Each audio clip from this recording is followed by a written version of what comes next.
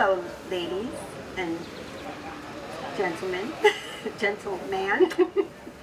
I'm Margaret Barr, citizen of Gettysburg, and I'm just here today to tell you a little bit about what might have been going on with the women, not only in Gettysburg, but during the Civil War itself, to keep busy and be a part of what was going on around them. During the Civil War,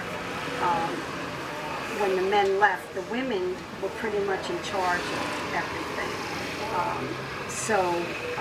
And they were happy to do it, taking over the farms, the businesses, and most of all, the volunteering to help with the soldiers and the wounded. And it didn't matter what side you were on. Everyone was willing, the women were willing to help.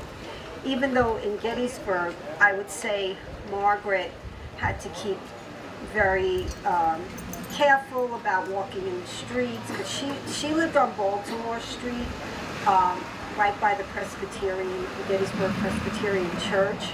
And that's where a lot of the sniper shootings were happening. And her house number is 220 Baltimore Street. It's right on the corner. And she lived there with her daughter Agnes. They used to have a farm in Mount Joy. That's where the husband they originally came from. But they also had property in Gettysburg. But in the history, I can't find why they had property in Gettysburg, but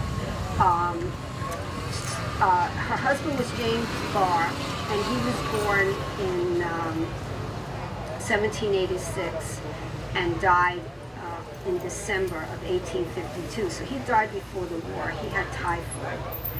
And when her husband died, she left the farm and moved to Gettysburg. And she was born in 1791. And actually, her birthday was June 15th, would have been June 15th. And she died in around 1875. So during that time, she was basically a mother. She had three girls and a son. And her husband left her with 3 horses, 4 cows, and a buggy. So she was, pretty, in those days, and the buggy was worth $600, so that was a very good buggy and with a horse. So she was,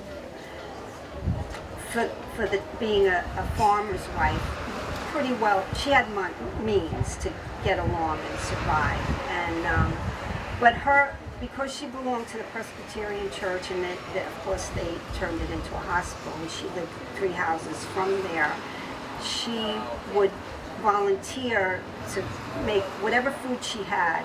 She would make dinners and bring them over to the wounded, whether they were Union or the rebels and the Confederate soldiers. And she would also invite the doctors to get a little break into her house. Now, story has it that one of the times that she had invited the doctors into the house, the Union doctors, Confederate soldiers banged on the door and they were going to arrest her. And she invited them in to have dinner, and she said, if I don't feed these doctors, they can't take care of your soldiers too. So then they decided, and she invited them in, but they wouldn't sit down together, either side. But they left her alone. So anyway, some of the things that she was commandeered or did was make bandages from sheets and any kind of cloth. And I read that they also, at that time, if their slips, their undercoat garments and pinnings, they would rip them and make, tear them and make the bandages out of them. And also with the gauze, they would pull them and make the lint to pack the wounds with and wrap them with the bandages. And then after the bandages were used and, pretty bad, they'd give them back to the women and they'd boil them and dry, wash them and dry them and give them back to the doctors. Not very sanitary. But anyway, so, and her job too was, taking care of her family. And that's what a lot of the women did.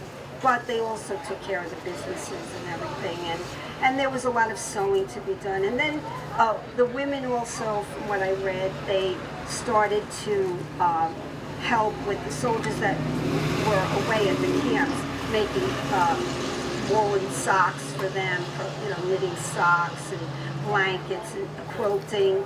And so they weren't just sitting around the house anymore reading and learning music and having social conversations and teas. They were getting down there and doing their job for the war. And so I would say that Margaret, from what I read, what I found from the Historical Society, was a typical woman of that time, and she was just, the women then were very caring, very genteel, and they wanted it, whatever they could do for anyone, they were willing to do it.